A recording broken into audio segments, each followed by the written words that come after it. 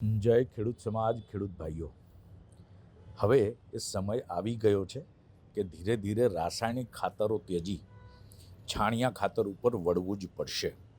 કારણ કે જે પ્રકારે વાતાવરણ બદલાઈ રહ્યું છે, હવામાનમાં અનિશ્ચિતતા જોવા મળી રહી છે, તેવા સમયે જેટલા કુદરતી ઉપચાર હશે એટલો ફાયદો વધારે થશે.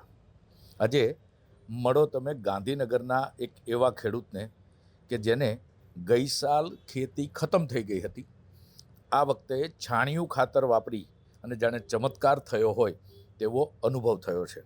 આ જે ખેડૂત છે તે ગાંધીનગરના માણસા તાલુકાના શેંધાજી ઠાકોર છે. તેઓ વર્ષોથી શાકભાજીની ખેતી કરે છે. ગઈ વખતે પણ તેમને ફુલેવર વાવ્યા હતા, પરંતુ વાતાવરણ બદલવાના કારણે રોગચાળો આવી ગયો અને ખેતી નિષ્ફળ ગઈ. તેમનું કહેવું છે કે લગભગ 40,000 રૂપિયા જેટલું તેમને માતબર નુકસાન થયું હતું. પરંતુ આ વખતે પહેલેથી જ છાણિયા ખાતરનો વપરાશ કરવાના કારણે ખેતીમાં ખૂબ સારી સફળતા મળી હોય તેવું દેખાઈ રહ્યું છે. આવો શેંધાજી અને તેમના પત્ની શું કહી રહ્યા છે તે સાંભળીએ.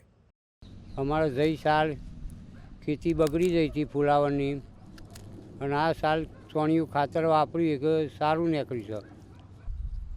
જ્યાં વખતે ખેતી બગડી ગઈ હતી અમારા ફુલાવરની, અને આ સાલમાં સારું છે અને વરિયાળી સુધીમાં સારું છે.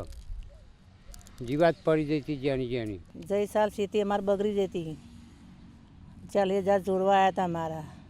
આ સાલે અમારે ફુલેર કુબી હારી है, વરિયાળી હારી है. જઈ સાલે સોની ખાતર નહોતું વાપરી, ખેતી બગડી જતી. આ સાલ સોની ખાતર ભરીને કરી છે વાવેતર, તો બધું સારું હોય.